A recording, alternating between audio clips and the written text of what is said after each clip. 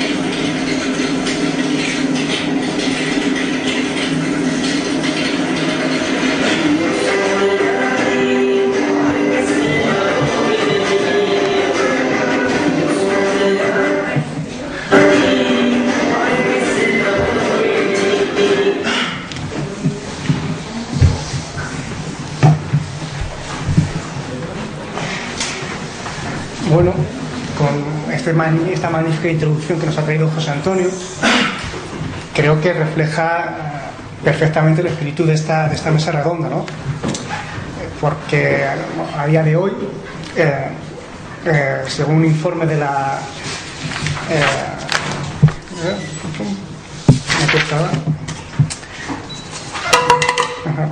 un informe de la Unión Internacional de Comunicaciones, en el mundo civilizado, ¿no? En el primer mundo, donde por ahora todavía nos incluimos, el 74% de las personas son usuarios de Internet habituales. Y gran parte de este consumo de Internet, sobre todo, como estábamos hablando en Petit Comité antes, gran parte de este consumo de Internet y de redes sociales se hacía con estos aparatejos, con un iPad, una tableta, un ordenador portátil. Estamos conectados permanentemente, ¿no? Como dicen los anglosajones, 24/7, 24 horas al día, 7 días a la semana. De hecho, para poner una muestra, ¿no? Hay un ranking de Internet que lo elabora Alexa, que es una empresa dependiente de Amazon. Todo el mundo sabe quién es Amazon, conoce Amazon, el portal de venta de contenidos culturales, libros, discos, libros electrónicos, juegos de ordenador. Pues según este ranking de sitios de Internet más visitados, el más visitado en enero de 2013 era Facebook, era Google, seguido de Facebook. Pero a día de hoy, durante 2013, se ha invertido, y hoy por hoy, durante 2013, el sitio de Internet más visitado en todo el mundo es Facebook. De hecho, en noviembre de 2012, que es el último dato que tienen registrado de forma fehaciente, Facebook tenía 1.000 millones de usuarios registrados. Una barbaridad. Hay que tener en cuenta que andamos entre 6.500 y 7.000 millones de habitantes en el mundo, entonces una proporción brutal. Y yo quizás no pertenezco a una generación de nativos digitales como la mayor parte de los que están en las primeras filas. Yo pensé que sí. No, soy un poquito más mayor. Yo soy un migrante digital. ¿No? Esa generación que, como se dice, que nació con una mano en el chupete y el biberón y otra manejando un teléfono, un ordenador, ¿no? Que tiene una facilidad para conectarse a Internet y navegar por Internet tremenda. Pero quizás los que somos mi generación, que está entre medias, o la generación de mi compañero de mesa, que es un poquito posterior a la mía, son un poquito, no mucho, ¿no? Quizás tenemos una serie de bagajes, una serie de experiencias que nos hace ser más críticos con estas herramientas, con Internet en general y las redes sociales en particular. Sobre todo con un aspecto que quizás se ha dado con otros formatos a lo largo de toda la historia, pero que en los últimos años, 3-4 años sobre todo, ha cogido un auge tremendo sobre los medios de comunicación, que es los riesgos y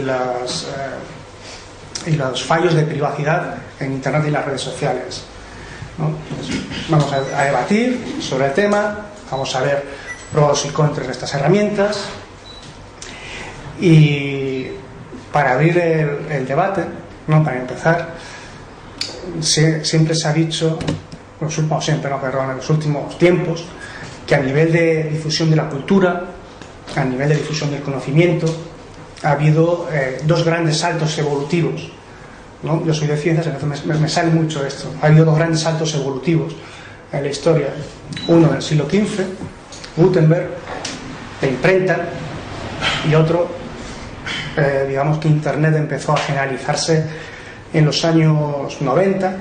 ¿Vale? Por ejemplo, yo recuerdo que el primer correo electrónico que me hice fue cuando estaba en la universidad, en primero de la universidad, en el año 98, ¿no? Entonces, hay que darse cuenta de en 15 años cómo ha saltado este mundo, pues, a nivel evolutivo de la cultura, del acceso a la cultura, a la información, es tremendo. Entonces, estos dos puntos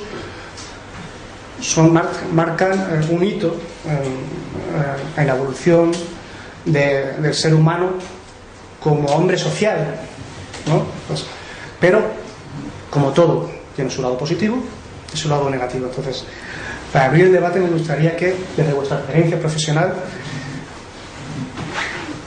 nos contaseis, hablásemos sobre, primero, qué ventajas y qué inconvenientes le veis a esta generalización de la información, este acceso a todo, ¿no? Donde somos capaces de desnudarnos metafóricamente en la red y, como hemos visto en el vídeo, y no tan metafóricamente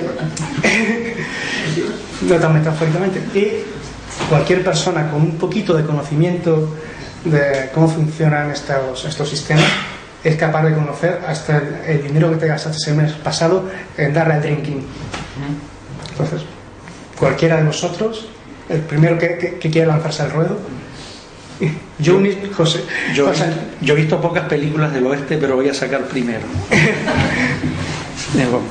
Porque Iñaki así sotobose ya me miró, entonces pues nada. La reflexión que yo hago, que no solo contiene la respuesta a la pregunta que hace Iñaki, sino también una reflexión que en el correo electrónico Mari Carmen Martín Marichal me decía: reflexiona sobre este tema y tal. Yo no he ido a Google ni a Internet para plagiar y hacer cosas de esas, ¿no? Pero sí que es una reflexión que a mí me gustaría no presentarla como una cadena de anécdotas. Y he preferido, evidentemente las cosas se pueden ilustrar y se pueden poner ejemplos, la pedagogía del ejemplo siempre ilustra bien, pero si de la anécdota no ascendemos, no subimos a la categoría de análisis del pensamiento más reflexivo y más crítico, nos quedamos con los ejemplitos, con ese pensamiento desmenuzadito para que sea comestible. Y por lo tanto eso no es transformativo, ni transforma el yo del individuo, que se mueve en un mundo donde hay digamos limitaciones, donde es necesario el cambio, donde es necesario mejorar la felicidad colectiva. Pues entonces esa reflexión es muy importante. Fíjense ustedes que se trata de... Porque claro, cada uno aquí dirá lo que le parece muy bien, igual que yo, estoy seguro, ¿no? Pero esto es un poco como ustedes que están ahora estudiando segundo de bachiller, ¿no? ¿Recuerdan a Galileo y a Kepler? Galileo le decía a Kepler, así muy canario, Iñaki, chacho, mira a ver, que resulta que los de la Universidad de Padua, los aristotélicos de la Universidad de Padua, no quieren hacer caso de mis observaciones astronómicas, y lo que es peor, no quieren mirar por el telescopio. El propio Einstein, un segundo ejemplo muy conspicuo, de un personaje muy importante en la historia de la ciencia, decía que él eso de que Dios quería jugar a los dados con el universo, eso no es así. Se estaba refiriendo a la física cuántica, en la que la improvisación, el azar, etcétera, tenía mucho que ver en la constitución, digamos, de lo que conocemos del universo de la vida, ¿no?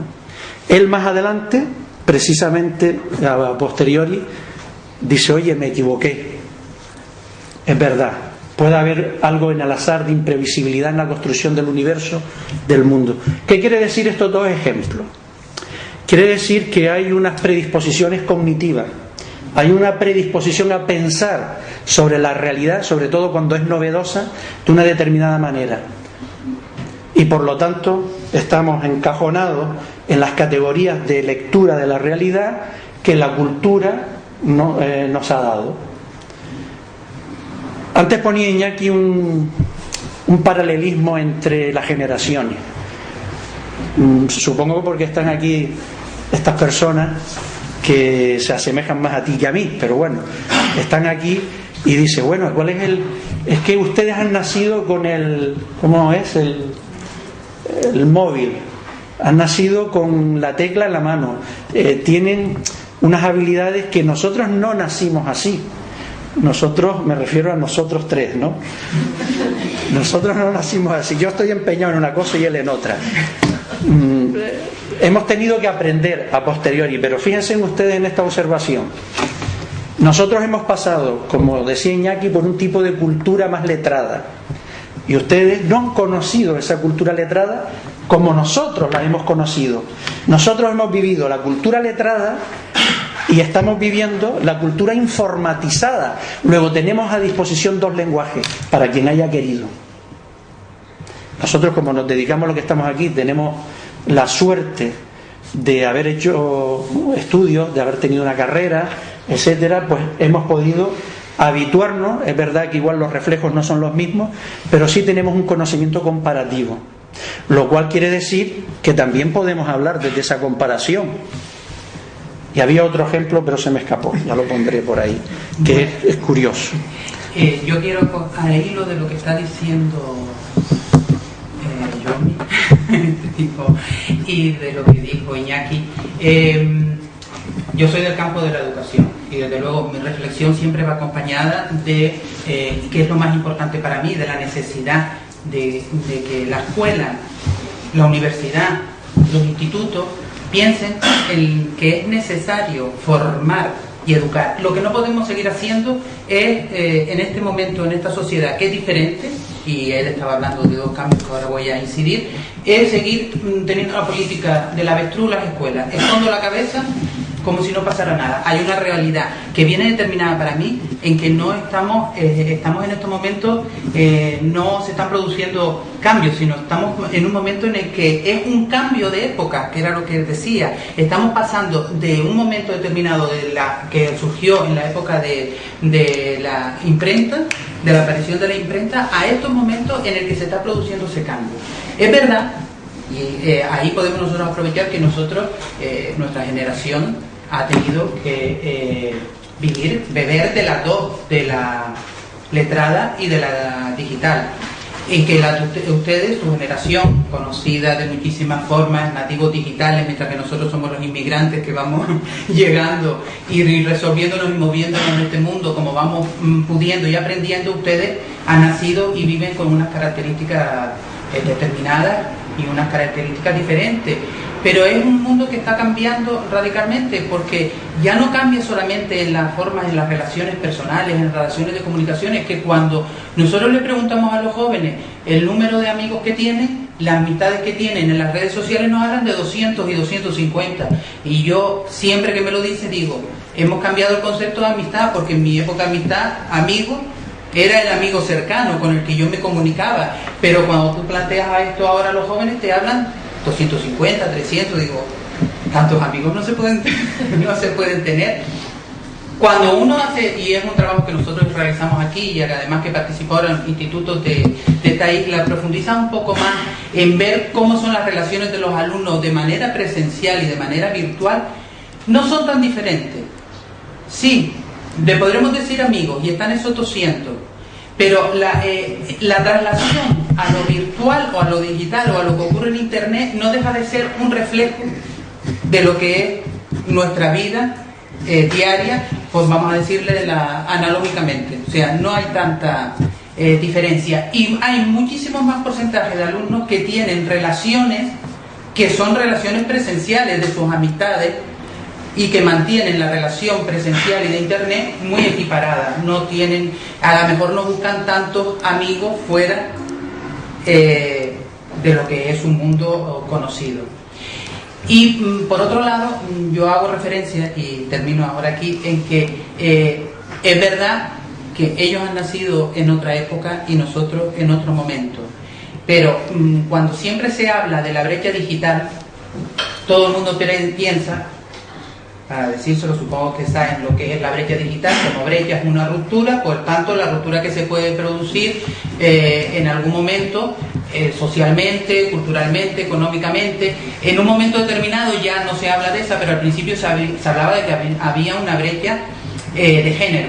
¿Por qué? Porque mayoritariamente la población que salía a trabajar era la masculina y por tanto tenía acceso, cuando empezó a surgir las tecnologías, a las tecnologías, mientras que las mujeres que no salían en una determinada edad, de los 40 a los 50, que estaban en su casa, pues no tenían acceso. Eso ha ido cambiando.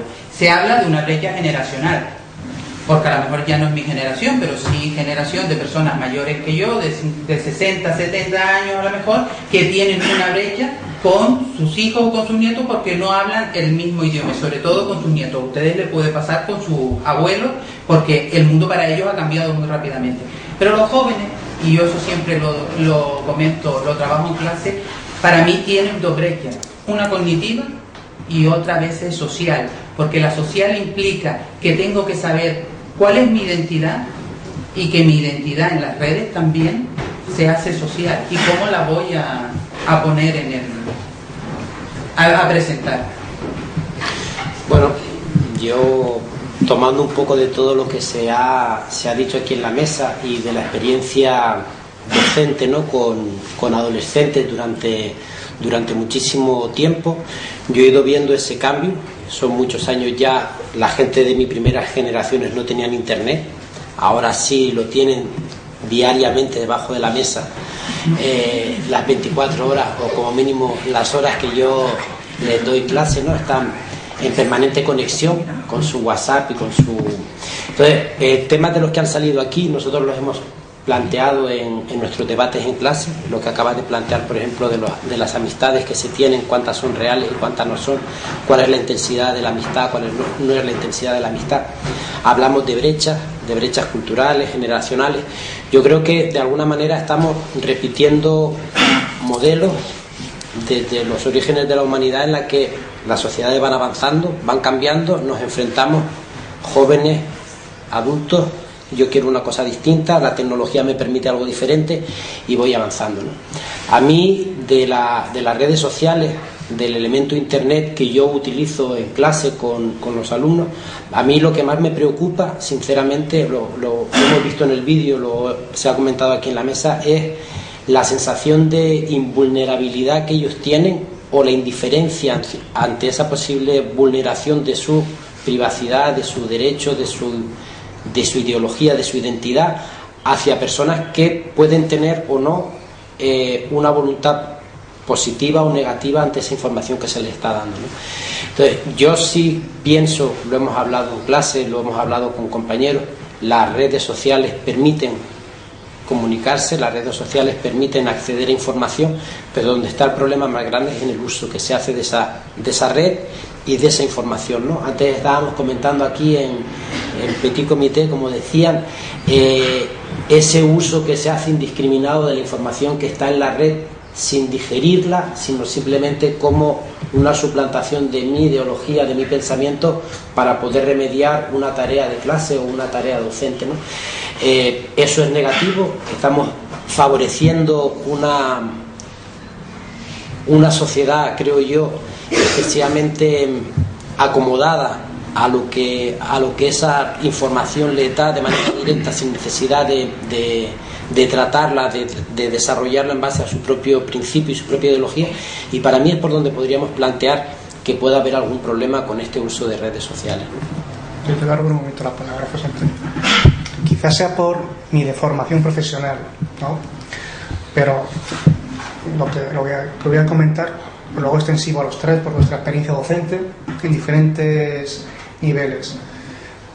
Yo, la experiencia que he tenido en la relación sobre todo con alumnos que llegan de primero, segundo a la universidad, es que manejan muy bien internet, pero más que manejar muy bien internet, manejan muy bien un teclado, un ratón y una pantalla, ¿no?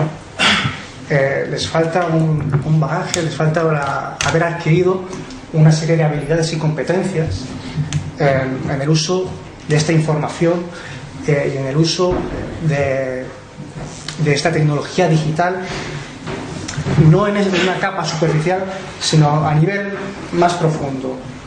Es decir, siguiendo con la reflexión de Pablo, para elaborar un trabajo, hacía una búsqueda en Google, el buscador por excelencia, prácticamente por ser muy generosos no pasaban de revisar los 5 primeros resultados, sin saber muy bien cómo Google ha dado esos resultados. Simplemente si tú veías su biografía, veías sus reflexiones y decías, ¿de dónde has sacado esta información? Ni siquiera muchos de ellos te dicen, pues de tal página, o de la otra página, no, de Google. Es decir, quizás, y para abrir otra rama en esta mesa, ¿creéis? Vic ya lo adelantó, pero no, obviamente es necesaria una educación, una formación para adquirir esta serie de habilidades y competencias. Uno, si creéis necesario, y dos, ¿dónde y cómo creéis que hay que tratar de hacerles llegar estas habilidades y competencias? Sé que es una pregunta del millón, pero no te preocupes, que como no estamos en internet, podemos salirnos por la tangente.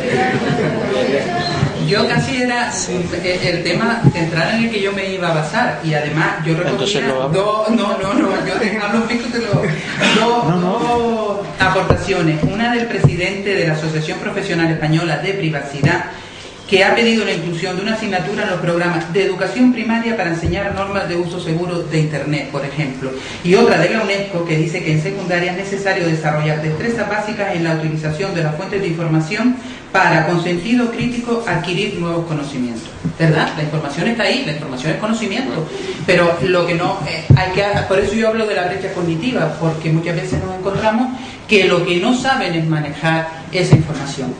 Y realmente yo doy clase en primero, antes daba clase en tercero, ahora con los planes nuevos doy clase en primero y otra asignatura en tercero, pero prácticamente con los de primero me sigo encontrando con la misma realidad que es la que tú dices, Iñaki, que manejan muy bien lo que es el teclado, además de una asignatura de tecnología en la educación social, antiguamente nuevas tecnologías en el grado de maestro, pero está relacionado con el tema. Pero cuando yo les hablo de foros en los que hayan participado, no.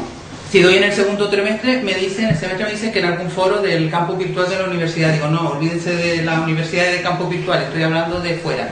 Si les pregunto si saben lo que es una wiki, han trabajado con alguna wiki, cómo trabajan de forma cooperativa a través de la red, si han utilizado el Google Doc, el Dropbox para trabajar de forma... Es como si estuviera hablando, entonces la nativa parezco yo y los inmigrantes parecen los alumnos. Y a mí me sigue llamando la atención que eso me ocurra año tras año, porque yo pienso que ustedes cada vez son más nativos digitales. O sea, dentro de mi esquema, el alumnado que me tiene que llegar, pues para mí tiene que venir con unas mayores capacidades tecnológicas sobre lo que es la formación y lo que es el trabajo para los procesos de enseñanza-aprendizaje, no lo que es el manejo para la comunicación. Entonces, cuando yo les hago un sondeo general, ¿para qué utilizan Internet? Para chatear, para quedar con los amigos. ¿Qué buscas en la red?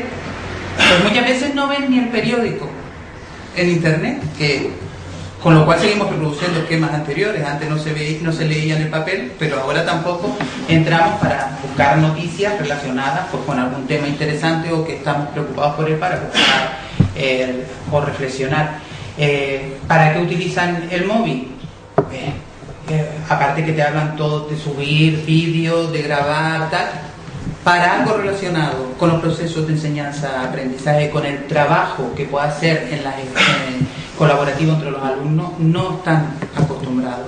Entonces ahí hay para mí una brecha que sigue existiendo y que de alguna forma los responsables y los que tenemos que cubrirla es la formación, es la escuela desde primaria, porque yo creo que desde primaria, es más, yo doy una asignatura para infantil que es alfabetización audiovisual y digital para los niños de infantil, porque desde infantil vive la tecnología y el mundo de la imagen. Entonces, cuando tú te adaptas a un ciclo, piensa en cómo puedes acercar a alfabetizar. En ese ciclo no vas a alfabetizar igual que con los niños, con los mayores o con los adolescentes. En secundaria es imprescindible y en la universidad también. Y sobre todo en titulaciones como son los psicólogos, los pedagogos, educadores sociales, etcétera, se debe de formar, porque tienen ellos también que acercarse de alguna manera al mundo social, a formar a padres, etcétera. Yo sí quiero, porque además por cercanía, ¿no? Por cercanía al nivel y por cercanía personal, porque mi madre era profesora de preescolar, enseñaba a leer, y de eso hace un par de años, y las técnicas de enseñanza iban dirigidas a la letra impresa. al conocimiento que había en los libros y a la información que ellos podían sacar de los libros.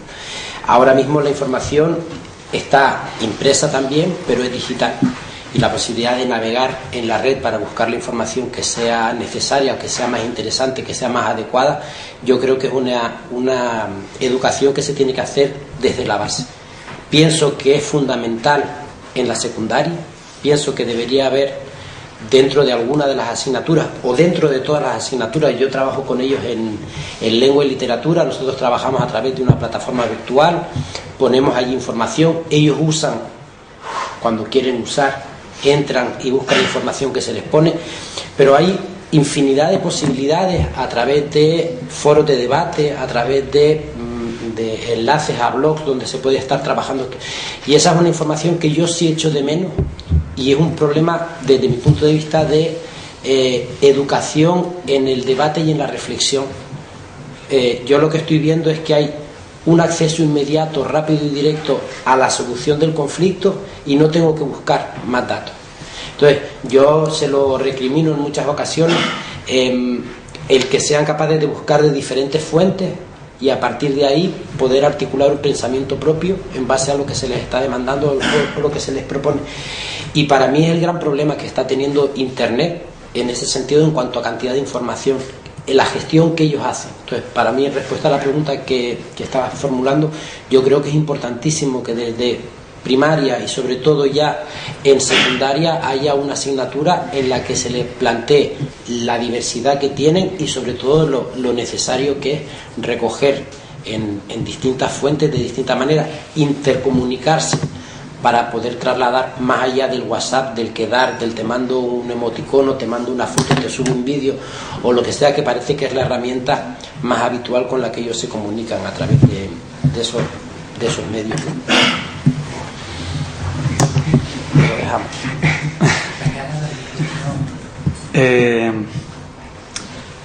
Cuando se habla de formación se está hablando de conocimiento y de información, pero yo creo que no son conceptos tan nítidos ni tan claros, son bastante debatibles. Por ejemplo, se habla de sociedad de la información. Yo creo que esta sociedad no es una sociedad de la información. Mi argumento es que el fin de esta sociedad, la sociedad capitalista, no es obtener la información. En todo caso, la información que se puede obtener a través de las tecnologías de mediación es para aumentar la productividad, es para aumentar el capital. Conceptos como sociedad de la información tienen un nulo valor explicativo para diferenciar que el objetivo de esta sociedad es otro, es acumular capital, producir poder para seguir controlando esa productividad. Ya dije al principio que, como Galileo le contaba a Kepler, las predisposiciones a razonar este tema pueden ser un poco desequilibrantes, pero no es una sociedad de la información, porque no es el fin de la sociedad la información, en todo caso es el medio.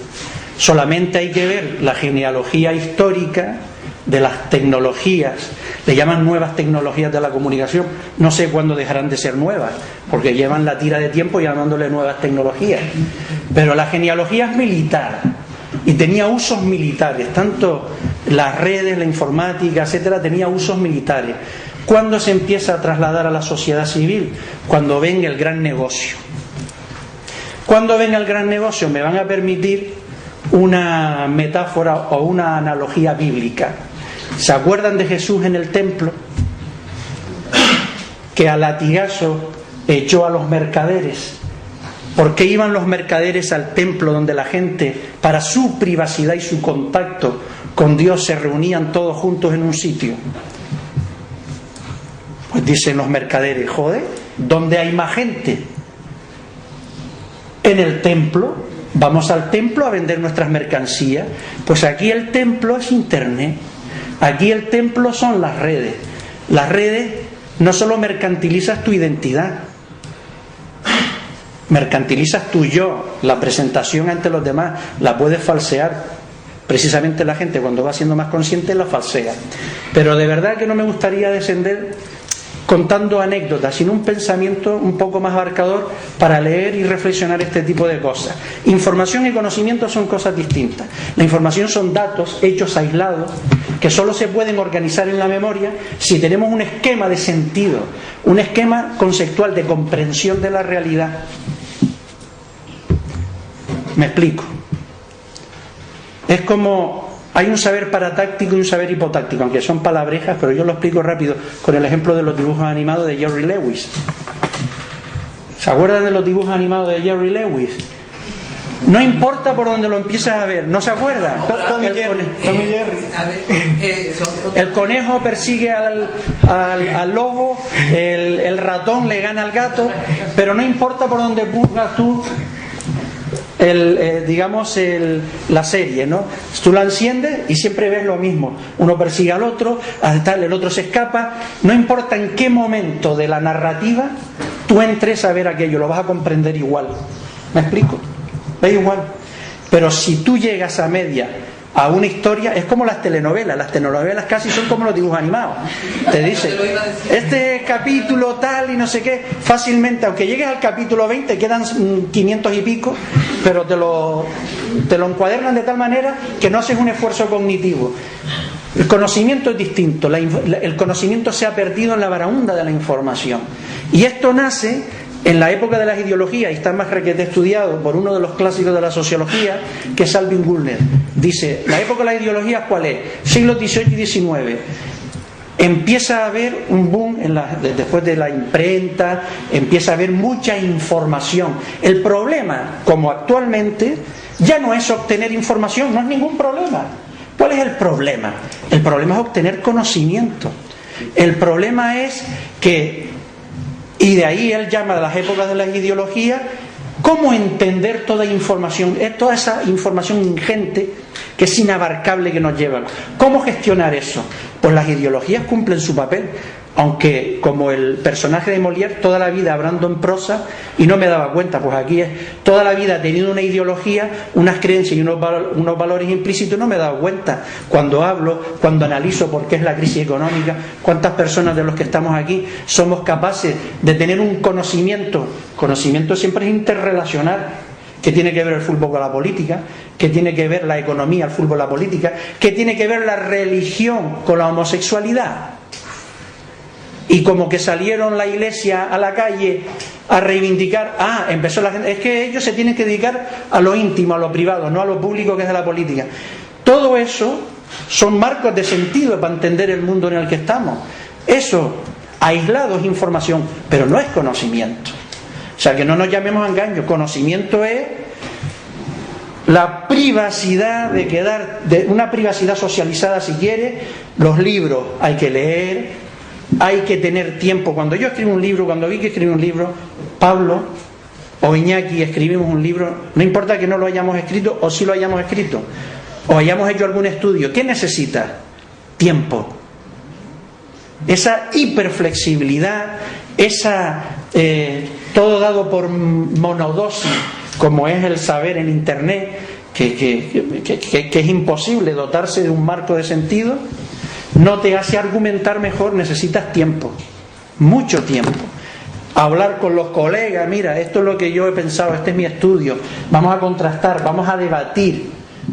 Yo no estoy a favor del libro porque yo sea de otra generación.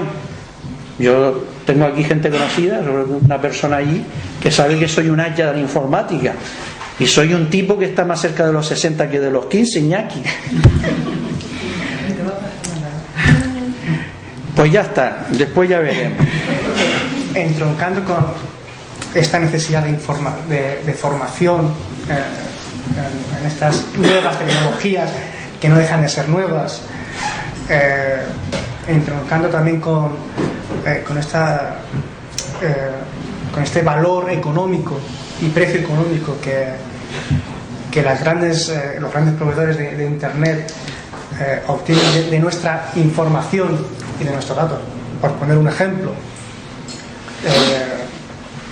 la mayor parte de aquí somos usuarios de Facebook en mayor o menor medida, y nos hemos habituado, las empresas se han habituado mucho a poner al lado de su información, al lado de sus productos, me gusta, y nosotros, clic, clic, clic.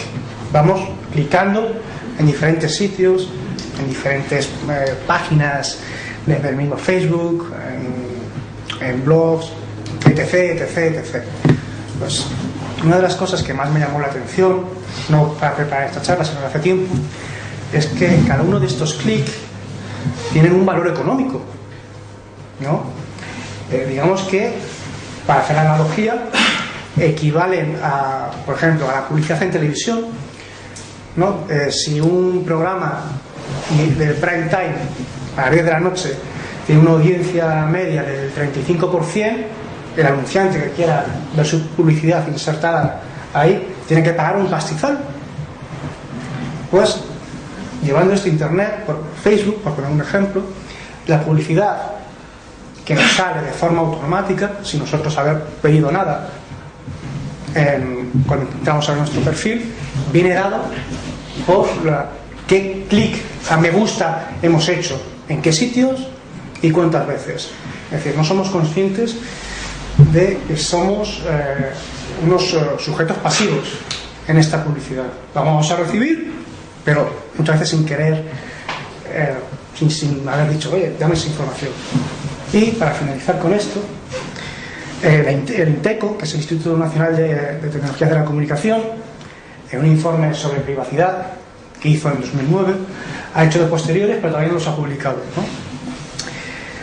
Dice que el 42.5% de los usuarios de las redes sociales encuentran difícil o muy difícil gestionar su privacidad. ¿Qué opináis sobre esta mercantilización de nosotros como sujetos y esta dificultad de gestionar y poner barreras a... Yo acabo de hablar. Sí, parece perfecto. Vaya a pensar que soy un... No, a mí me pones en un compromiso porque realmente yo me considero bastante analfabeto digital, ¿no? En ese sentido, yo soy usuario, pero no controlo mucho todo lo que es esta información que tú estás planteando. De hecho, yo no tengo Facebook. Bueno, hay un Facebook a mi nombre que me abrieron en el instituto, y lo que me encuentro es que ahora periódicamente recibo correos de Facebook diciéndome: Pablo, tienes 50 solicitudes de amistad, Pablo, tienes... Yo me quité y todavía me llaman. Tienes no sé cuánto, mira, puede ser que conozcas a este fulano y a este otro de más allí, apareces como amigo de no sé quién. Entonces, a mí me genera ansiedad, realmente me genera ansiedad el ver que yo ando por ahí por la red, que hay alguien que sin yo haberle solicitado ningún tipo de información o de datos me manda sistemáticamente informaciones de cosas que a mí no me interesan, de que si Juanito ha actualizado su muro, o que si Juanito ha puesto una foto nueva o qué tal, en base a contactos que en su momento en ese Facebook que a mí me crearon se colocaron, y de los contactos que esos contactos a su vez tienen en el propio Facebook que ellos tienen, ¿no? Entonces a mí esa parte sí me da un poquito de pavor, lo que es la gestión de la privacidad que estabas diciendo, porque realmente yo cuando lo discuto con ellos me dicen: no, yo lo tengo, el perfil lo tengo puesto para que solamente lo vean o para que solamente sepan. Digo, pues es que a mí me acaba de llegar una información que tú has colgado en tu muro o en tu Twenty o en tu tal, y que no me la has colgado a mí, pero me ha venido a través de una tercera persona que te conoce a ti, me conoce a mí, y dice: mira lo que dice, esto es mentira, me vayan a pensar ahora, mira lo que dicen tus alumnos de ti en el Twenty. Que dejó. Claro. ¿Qué es lo que sucede por ahí? Que la información que tú puedes estar trasladando, que tú consideras que está... Antes estábamos hablando de olvido hormigo y que se ha quedado ahí ya metida en el hormiguero casi permanente. ¿Cómo yo, esa persona a la que le ofrezco mi intimidad, en un momento determinado tiene la libertad para poderla gestionar, para poderla difundir, para poderla vender, para hacer con ella lo que quiera, voluntaria o involuntariamente en ocasiones, ¿no? Entonces yo sí creo que, y eso de alguna manera se relaciona con lo que estábamos hablando antes de la formación, ¿no? Yo creo que sí es importante formar, porque yo los veo a ellos que están con la cámara de fotos, se sacan la foto y sobre la marcha la han subido al 20 o han subido aquí o han subido allá, y hay fotos que son inocentes y hay fotos que no son tan inocentes y se suben y se distribuyen, y yo creo que ahí es donde realmente debería haber una educación muy importante. A mí me ocurre lo mismo que le ocurre a compañero. Vamos a ver, que yo en este tema soy inmigrante y sigo siendo inmigrante. Yo estoy en Facebook, yo tengo una cuenta de Facebook, pero es que a mí me manda, porque es que hay veces en que me he podido pasar no sé cuántas semanas sin entrar porque no tengo tiempo, porque mi vida gira también en torno. Yo me di de baja y te siguen llegando. Y sigue llegando. Entonces, no te claro, quitan. para mí no es el mundo. Yo no giro en torno al correo porque forma parte de nuestro trabajo. Y también me llama la atención, lo mismo que en Facebook, que por qué a mí me tiene que estar a cada momento entrando correos, que cada vez entran menos mal, porque al principio te entraban además de Viagra, de eso, y tú decías, por lo menos podían ver quién es el titular del correo, ¿no? Antes de mandar. Errores a 60 euros. Sí, ahora te entran además algunos porque han entrado que si pones no sé cuánto dinero te van a dar, y digo, ¿y seguirá la gente todavía picando con eso? Porque a ver cómo te van a dar millones por duro, o sea, es que no es. Pero me llama la atención que me siga entrando correo y se sigue utilizando, y pueda acceder cualquiera, sin que tú puedas tener un control, a pesar de todos los filtros que se han puesto. Porque con ese tema de la privacidad lo que yo me planteo es, se ponen filtros, aparecen nuevas como excavadoras que rompen esos filtros, vuelves a poner, con lo cual siempre estás, porque efectivamente aunque yo haga cosas privado dentro de Facebook, va a llegar, como yo haga algo en el muro, le va a llegar a todo el mundo. O sea, lo que pasa es que uno todavía sabe lo que hace, lo que pone en el muro, pero es verdad que yo no vivo en torno, para mí no es mi mundo. A mí, por ejemplo, siguiendo con el tema de Facebook, hay una cosa que me llama mucho la atención. Por mucho cuidado que uno ponga con su privacidad, si tu amigo fulanito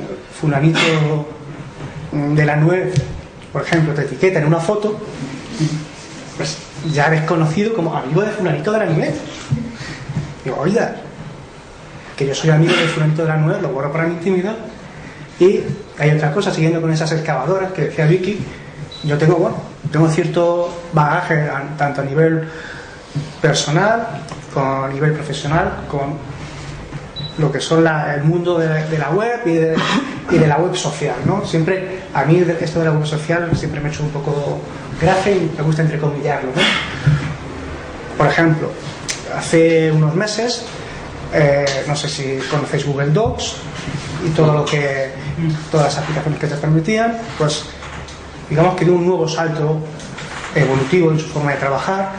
No era necesario seguir este salto, podía seguir con la versión antigua, pero era bastante cómodo, sobre todo para intercambiar archivos, que es el Google Drive,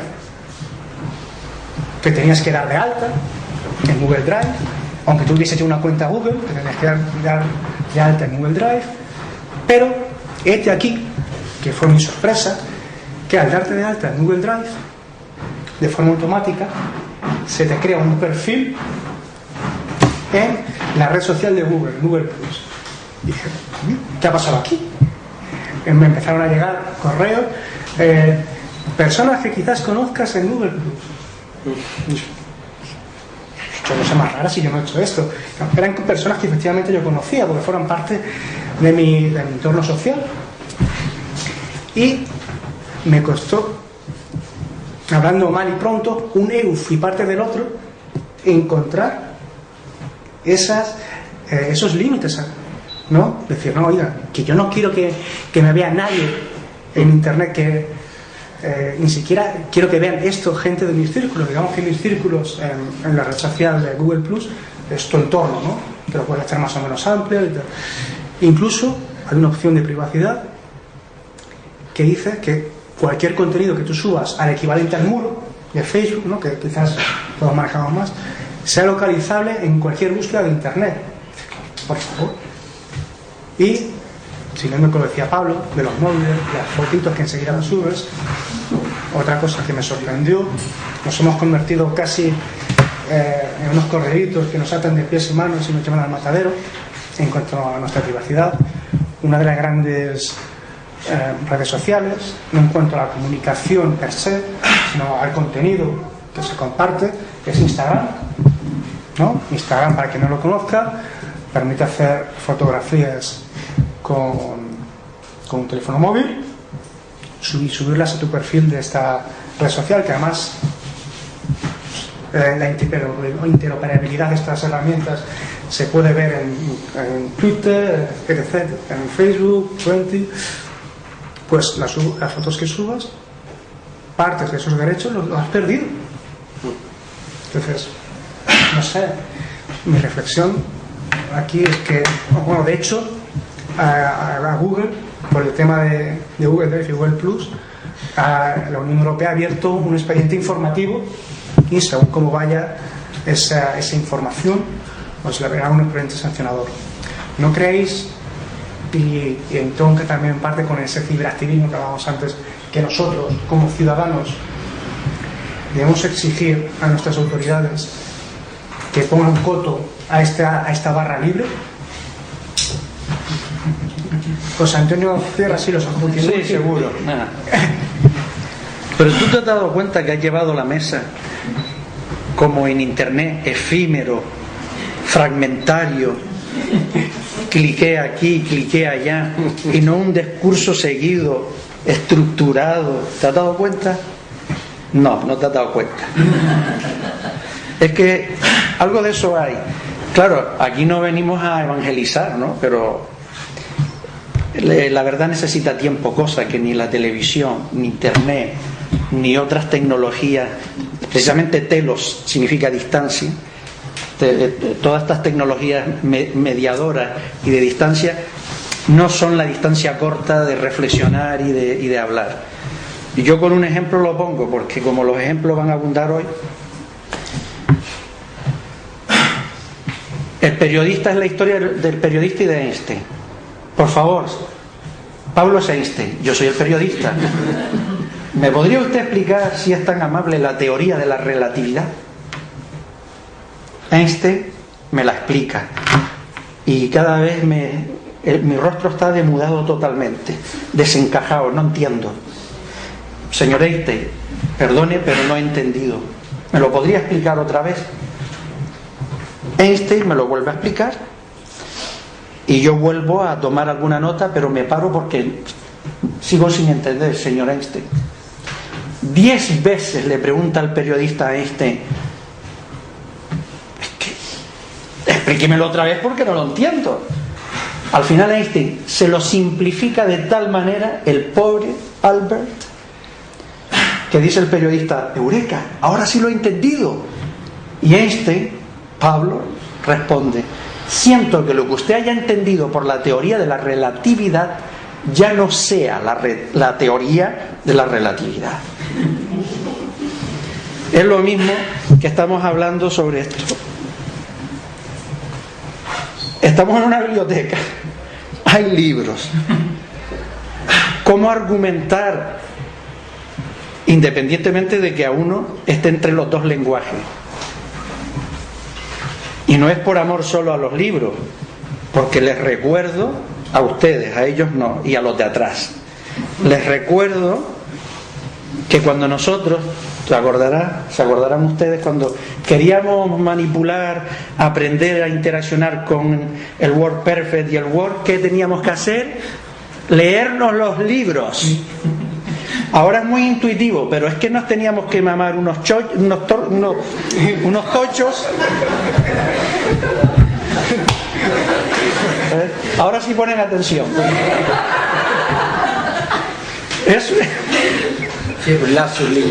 Nada, que va. Freud no está aquí. Bueno, bromas aparte, es cierto que esto necesita tiempo.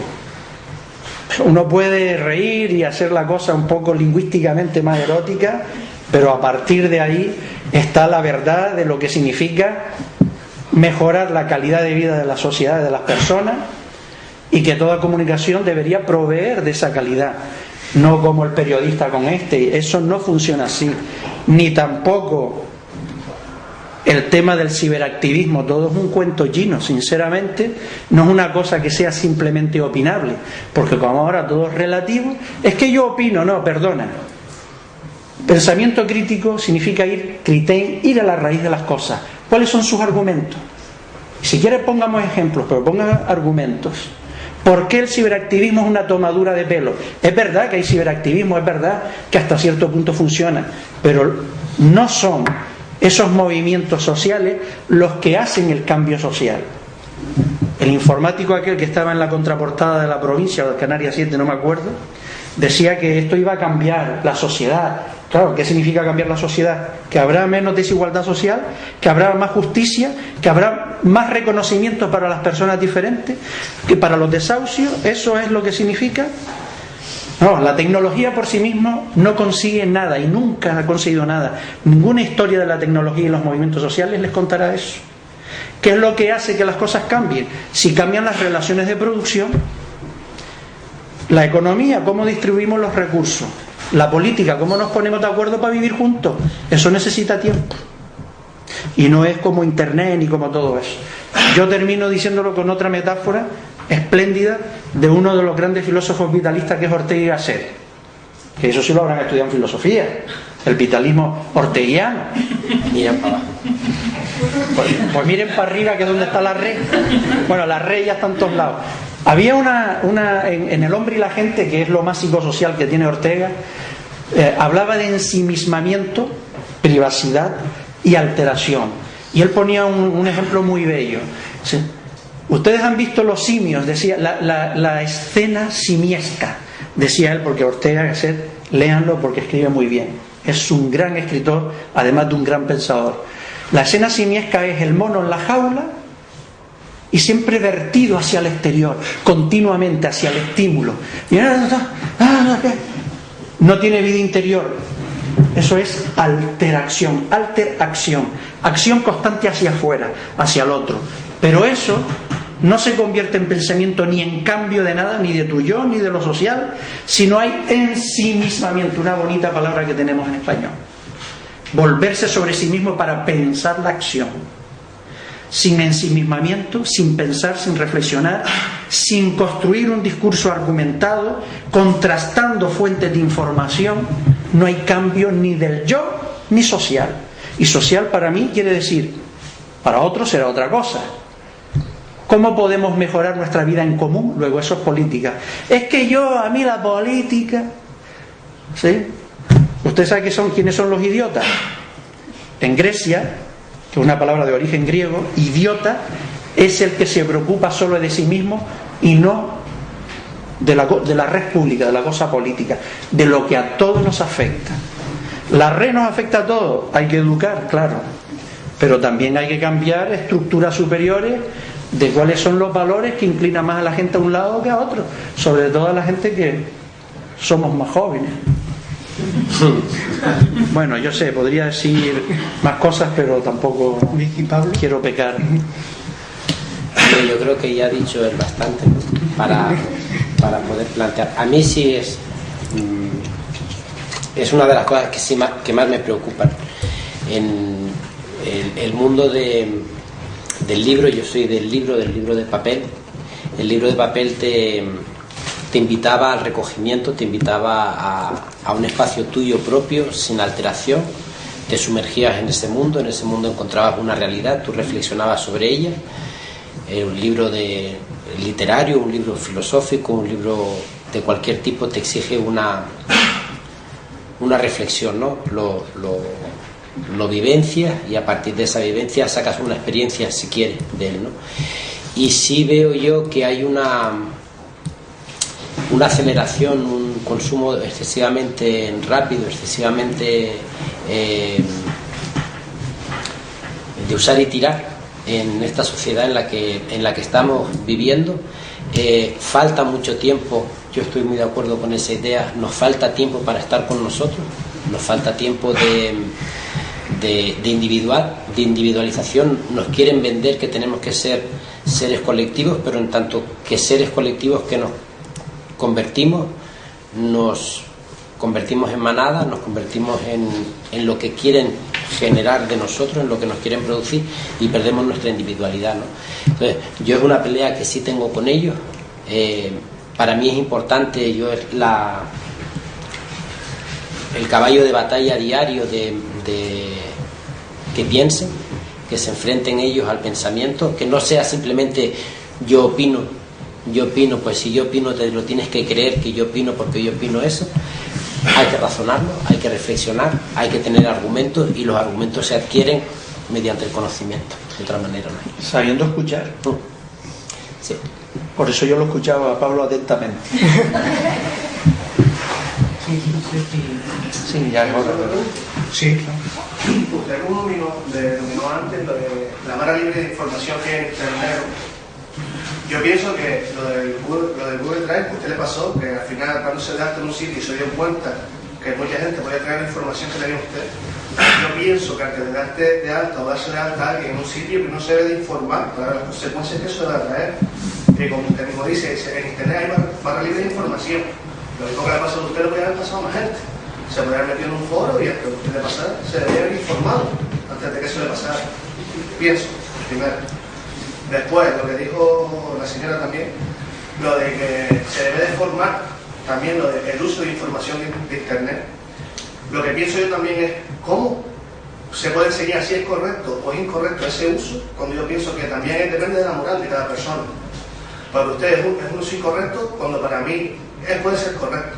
¿Cómo sería capaz usted de informarme a mí de que es incorrecto el uso que yo hago cuando yo pienso que es correcto? Voy a responder yo primero a las dos.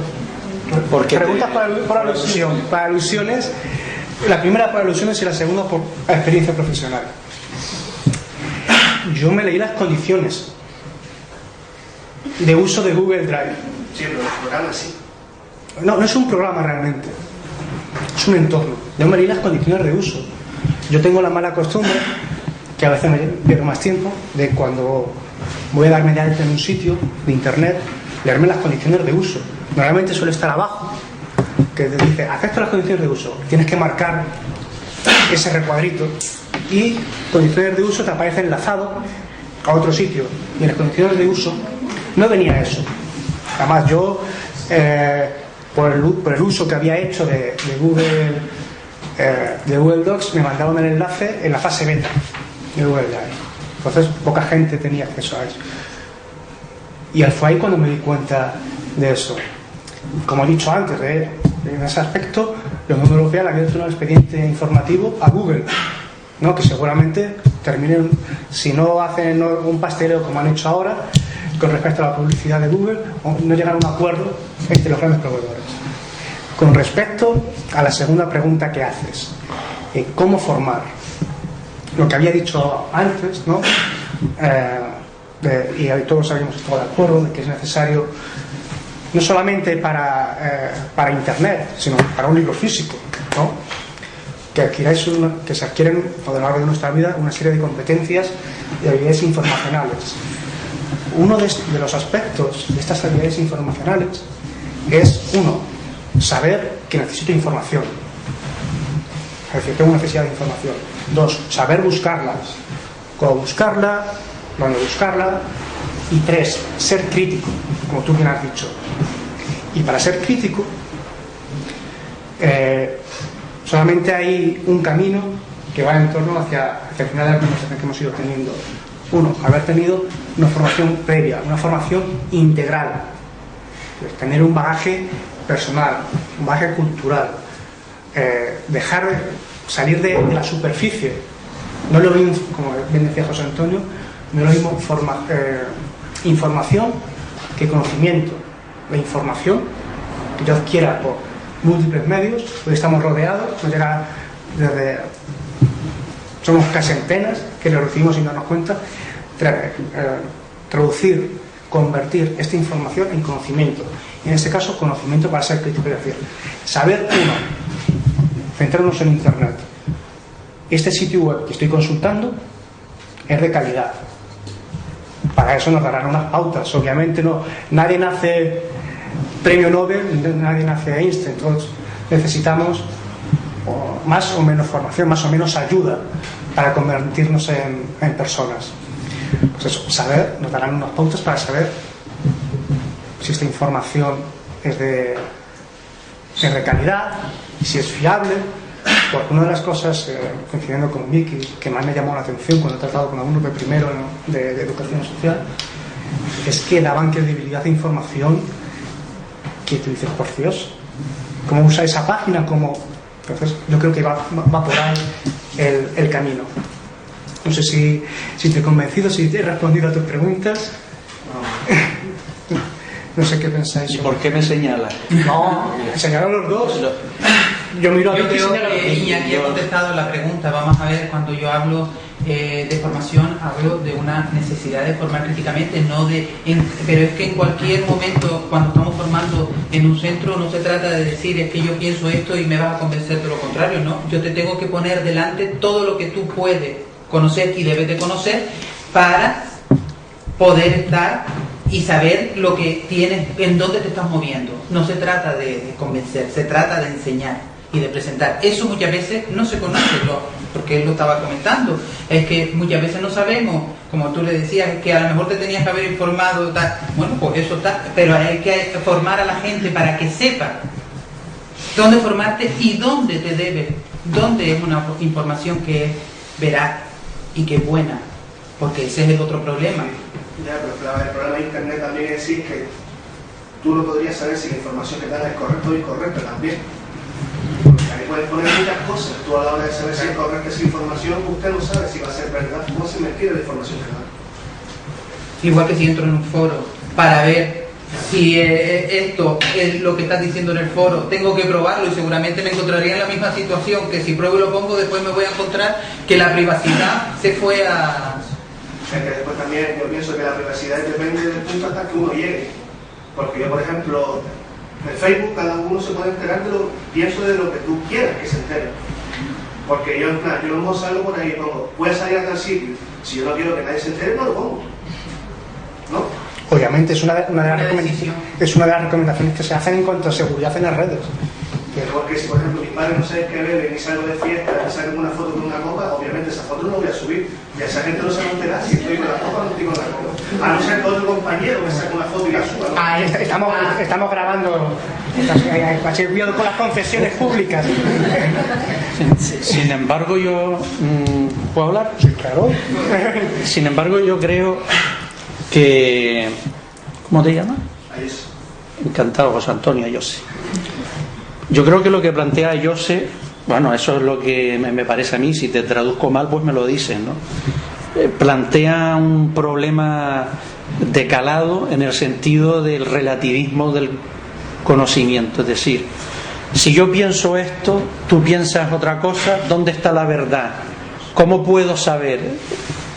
A José es que se retiró casi hasta lo griego, porque, claro, porque esa es una de las preguntas típicas, bueno, los griegos más bien de Kant, ¿no? O sea, ¿qué puedo conocer? ¿Qué puedo saber?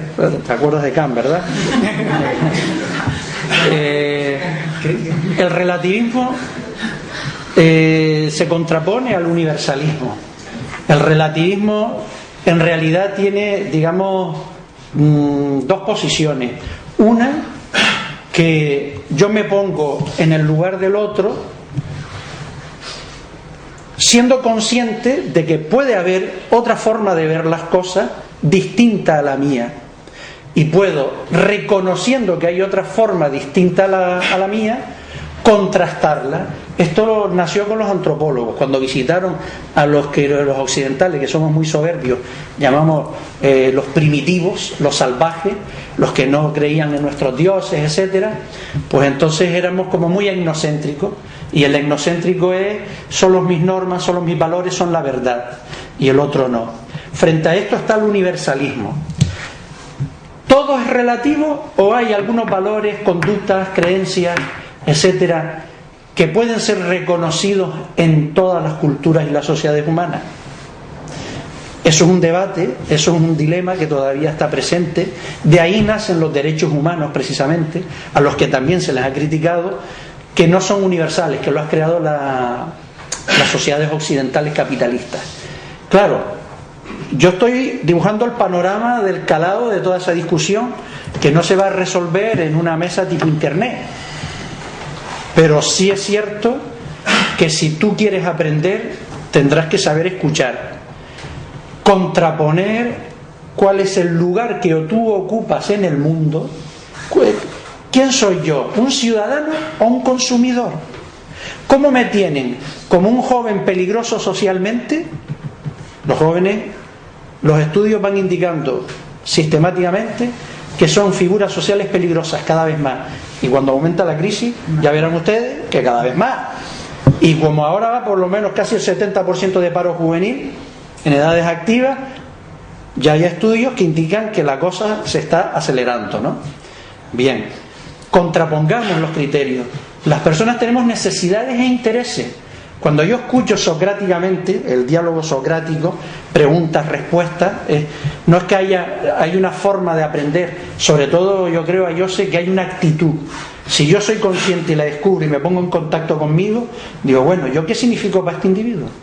¿Qué intereses y necesidades tiene esa persona con respecto a mí y yo con respecto a ella? ¿Qué quiere de mí? ¿Le puedo dar lo que pide de mí? Etcétera, etcétera. Ese es un debate de fondo. Por lo tanto, no creo que se pueda resolver con una técnica didáctica. Te voy a enseñar a pensar. Se aprende contrastando, dialogando, siendo conscientes de que las posiciones pueden ser diferentes, pero analizando que tú tienes necesidades e intereses, que puede ser que me quieras fagocitar tú a mí, porque tus necesidades y tus intereses son un privilegio para ti y una dominación para mí. Yo lo veo así. Adiós. No, yo ya esa discusión ya la he tenido con él. Y como somos genios, estamos de acuerdo, ¿no? Los genios siempre están de acuerdo, ellos los tres. No, yo una de las cosas que más me llamó la atención hace unos días con respecto a los perfiles en las redes sociales es que hace unos días salió la noticia en la prensa que Google, sí, creo que era Google, ha establecido una especie de testamento de tu perfil. Google, es decir, cuando tú mueres, ¿qué hacer con tu perfil? Se queda es decir, me parece, tú te vas a la tumba y tu perfil queda en internet. me parece, yo ya sabía que cuando una persona muere, para acceder a su correo electrónico en diferentes proveedores o a sus perfiles de diferentes redes, te hacía falta, no sé, creo que era un auto a nivel judicial o un documento notarial. Me patina un poco la memoria en ese sentido, pero creo que incluso fue a principios de esta semana cuando lo vi. Un testamento para tu perfil. ¿Qué hacer con tu perfil? Claro. Yo que soy muy bueno se lo leo a mi hermano pequeño. No sé, me parece... Es un mundo nuevo. Es un mundo nuevo, son realidades nuevas y hay que darle... Es como el que le lega toda la herencia sí, al pez de la pecera. Es que él está planteando una cuestión que a mí no se me hubiera ocurrido planteármela, pero es verdad que a medida que avanza todo, pero esa es la misma respuesta de que cuando se empezó a incinerar, incineraba y lo llevaba al campo de fútbol porque era futbolista. Era futbolero, más que futbolero. Y lo llevaba y lo sentaban en el campo porque había dicho que su última voluntad era que lo llevan al partido de los dos de la máxima rivalidad, cosas que tú dices. ¿Y qué sentido tiene? O sea, claro, a mí tú me lo estás diciendo, que yo no lo había leído y me quedo pensando.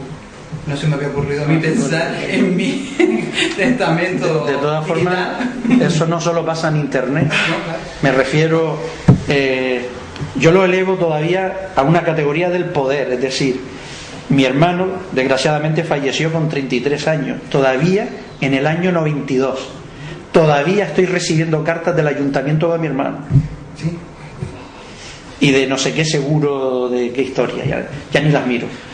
Entonces, en internet tú fallecerás, pero ahí queda la huella tuya para prácticamente siempre. O sea, eso ni testamento, ni, como decimos los canarios, ni ley gallardo. Que ustedes saben que ley Gallardo es la ley condensada, ¿no? Pues eso no sé, yo no le veo oficio ni beneficio. No, tampoco es un tema. Yo quisiera, sobre todo a estas primeras filas, hacerles una pregunta y que algunos me respondan. Pues deja que pregunten ya. Bueno, eres un directivo. Bueno, yo les voy a hacer la pregunta y así hablan ellos después. Vale, ellos y la gente allí, que los tenemos olvidados. Bueno, ¿Cómo tira la juventud a este muchacho, eh? uno, ¿realmente conocéis qué opciones de privacidad tienen las redes sociales que más usáis? Y dos, ¿cómo lo manejáis? ¿Cómo manejáis estas opciones de privacidad? ¿Sois conscientes? ¿Limitáis el acceso a la información que dais?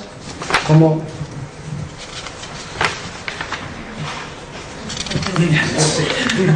Vente para acá. Un momentín. Que aunque limiten el acceso en tu privacidad, por ejemplo en el Facebook, yo puedo coger y compartir la foto de un amigo o de personas que no dan. Entonces, aunque yo haya puesto privacidad para que solo eran mis amigos, si me pongo a compartir fotos, se ponen a compartir mis fotos, está claro que la privacidad no va a estar, porque cualquiera la va a ver. Yo pienso que nunca serás capaz de saber teóricamente el sistema de privacidad. Son cosas que ponen ahí que realmente es mentira. Es una cosa que te atrae porque piensas que todo lo que vas a poner tú va a ser privado para ti y por eso lo vas a utilizar más. Pero eso al final es un engaño bobo, ¿no? Porque ellos te ponen una condición de privacidad cuando no la cumplen. Eso es un sistema que te ponen ellos para que tú te sientas más seguro a la hora de utilizarlo. Sí, además, estas condiciones de privacidad van cambiando constantemente. Cada X tiempo han cambiado las condiciones de privacidad. Además del típico correo, ha cambiado las condiciones de privacidad. Si quieres seguir haciendo uso de tu perfil tienes que aceptar esto, ¿no?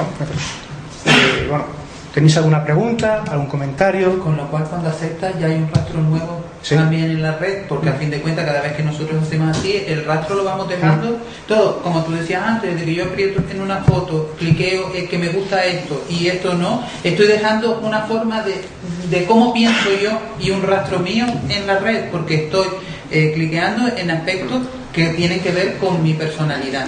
Y es verdad que todo lo que te aparece por aquí, pero que también tiene que ver mucho con la edad, o sea, ¿sí? Porque, pero eso ocurre siempre, es igual que la publicidad, o sea, a ustedes no les entra, lo más seguro, la misma publicidad que me entra a mí por la edad, porque van marcando patrones, porque saben cuáles son las demandas de las determinadas personas. Pero desde que yo haga clic para decir que voy a entrar en esa privacidad, que yo creo que te la envía para que te sientas muy seguro, pero él lo está diciendo, o sea, ¿dónde controlo yo cuando el resto también puede hacer uso? ¿Dónde puedo controlar lo que está ocurriendo? Es para que te sientas más seguro, pero no es real. Y deja una huella. ¿De cuál es tu...? Indeleble. Sí. ¿Alguien quiere hacer algún comentario? Yo me preguntaba, en la cabeza de todo el rato estoy pensando que en realidad estamos en una aldea global, eso se ha dicho siempre, y estamos en una plaza. Si yo voy a la plaza, hablo con uno, con otro, y el otro después habla de si sabes que ella me dijo tal. Entonces, digamos que hay temas éticos importantes, pero la privacidad, la importancia a lo mejor de la privacidad no tendría que ser tanta, ¿no? Es decir, las paredes son cada vez más transparentes y yo tampoco es cuestión de decir, no, es que tengo que guardarme misma, ¿no? Ya yo sé que estoy en otro mundo que no era aquel, pero se me parece bastante de guardar cuerda y tal, es decir, que la gente pues sabe de ti, se hace una idea, pero ahora en vez de ser 3 o 4, que antes no eran tampoco 3 o 4, eran 20 o 30, cada uno más poquito a la hora de utilizarlo, eso, ¿no?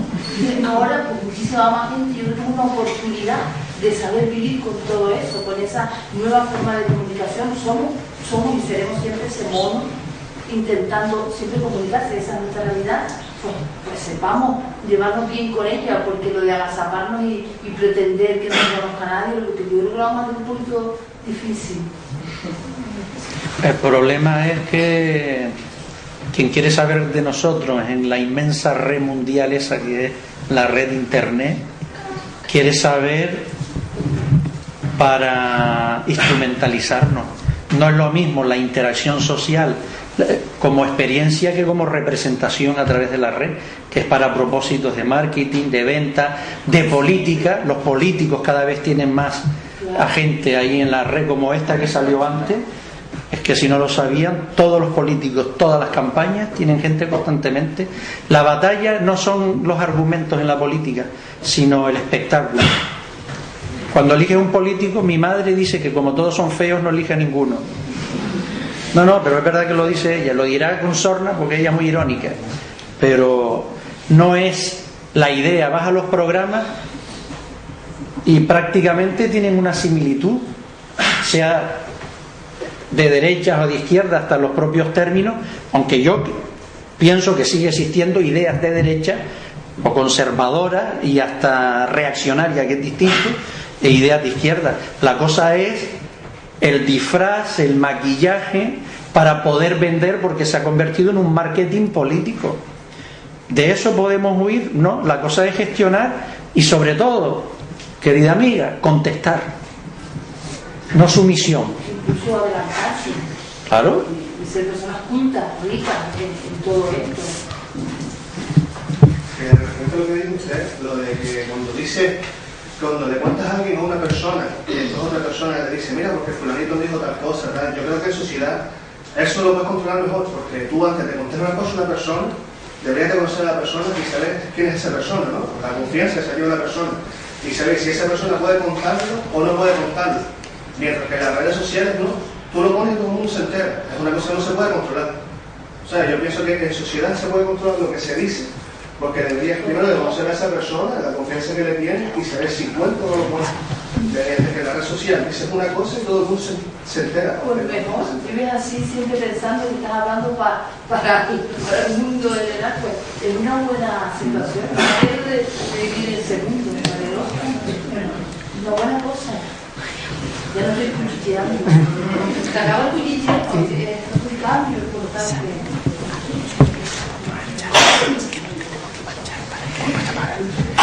Nada, quería comentar que cuando se habla de redes sociales en internet, yo cuando veo sus anécdotas o definiciones o características sobre las redes sociales, visualizo dos partes, ¿no? En donde uno voy echando las características que son específicas de las redes sociales en internet, y en otras las que no son novedosas, sino que son simplemente una evolución de algo que ya existía previamente. O sea, las redes sociales siempre han existido. Si recuerdan el libro o la película Las amistades peligrosas, recuerdan esa última escena cuando en el teatro, solo con aparecer y ver las caras de la gente, ya sabe una persona que todo el mundo se ha enterado de una carta escrita el día anterior, ¿no? O cuando pensamos en que Kant no salió de su ciudad y que se carteaba con todos los filósofos, con todos una cantidad de gente que pensaba y estaba escribiendo, y que la vía del correo, no se sabe por qué, pero era súper eficiente en aquella época, porque te encuentras que por medio de esas vías pues se establecían redes de investigación científica. O sea, nada de todo esto lo ha inventado Internet. Las redes sociales existían antes. De hecho, la teoría de redes es un campo de conocimiento que existía antes de existir Internet, y que era aquello que es la clásica utilización para fines policiales, que no me des nombre, no me des personas, solo dame nodos y vectores. Los nodos son los individuos, los vectores las relaciones que se establecen entre ellos. Y yo te digo a cuántas personas tienes que eliminar para eliminar un movimiento social, ¿no? Esa es el Estado el que siempre ha utilizado estos mecanismos. Y el parte de qué es lo específico es a mí el que más me interesa. O sea, ¿qué es lo que añade Internet a la teoría de redes?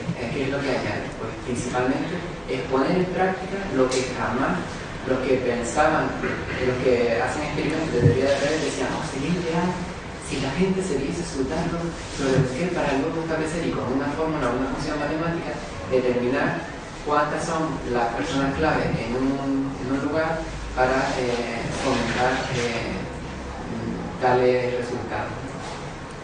Y en ese sentido hay un autor que se ha atrevido, me parece muy valiente, no lo llevo a compartir del todo, pero me gustaría plantear si creen, como hay algún autor que lo hace así, que Internet lo que por medio de la inmediatez y otro tipo de características, lo que va a favorecer a largo plazo es un cambio en nuestra manera de pensar.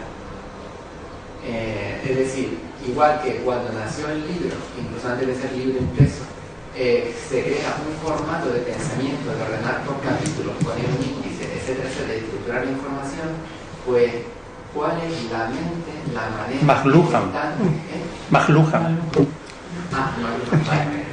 Que va a generar con el paso de los años esta manera de decir, bueno, yo no tengo tiempo para contestarte o pensar sobre lo que te estás diciendo, pero sí tengo tiempo para enviar 52 me gusta en el día o enviar 365 SMS cortitos o tweets o lo que sea, para eso sí tengo tiempo, ¿no? Es una pena no poder seguir, pero Pablo y los alumnos del instituto tienen que irse, así que para terminar os pido una reflexión cortita. Hola. Cualquiera de los tres que rompa el hielo.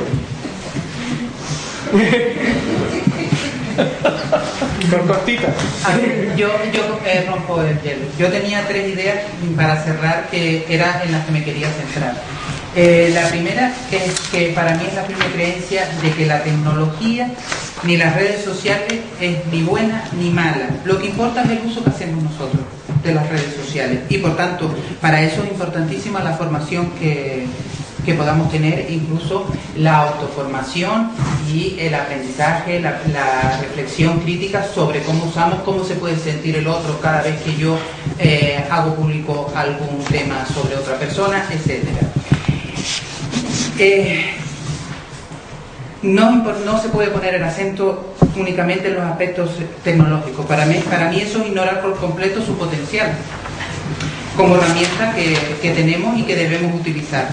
La segunda idea con la que yo quería cerrar es que cada uno de nosotros configuramos una red social a la igual que la hacemos en el mundo analógico.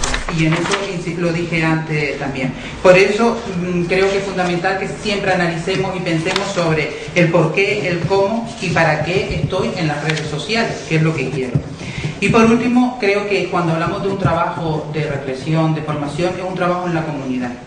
En la comunidad educativa están los padres, están los centros, están los alumnos y están una serie de profesionales. Pero los padres y los centros que deben de trabajar con redes sociales y empezar a formar parte de redes sociales para que sus alumnos también participen, es una manera como otra de que ellos piensen en la identidad digital y cuál es su papel dentro de las redes sociales. Pablo, José Antonio. Yo sería muy breve. Para mí la tecnología siempre ha hecho avanzar. Creo que son muy buenas herramientas que se ponen a disposición. En eso coincido con lo que plantea Vicky. El problema está en el uso que se hace de ella, en la reflexión que se plantea a través de ella, a dónde se quiere llegar con el uso de ella. Entonces, para mí, el problema que estamos derivando sobre las redes sociales, la privacidad, el uso, creo que es educación en la responsabilidad. Para mí, fundamentalmente, hay un problema de responsabilidad. Lo que estaba planteando a José, planteaba la compañera ahí al fondo, sobre a quién le digo, qué le digo, por qué le digo y con qué finalidad lo digo, es responsabilidad de cada uno, y como responsabilidad de cada uno tenemos que aprender a ser responsables. ¿Saben lo que es el Twitter? Claro. ¿Qué significa Twitter en inglés? Gorjeo. Esa es mi conclusión. Metabolism. A ver. Pues el que quiera, pero hay otra cosa. Yo no tengo esta empresa, no soy el editor, pero estoy en una casa del libro. Esto es un libro que salió muy recientemente. No pía, no es gorjeo, pero está escrito con claridad. Vale la pena leérselo. Cómo la tecnología ha cambiado nuestras mentes. La comunicación jibarizada de Pascual Serrano.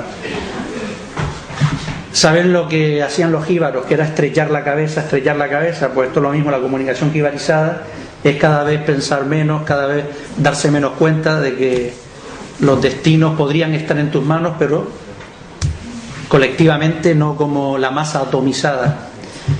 Y yo creo que ni mucho más. Podría ser más defensa del libro, pero necesita tiempo.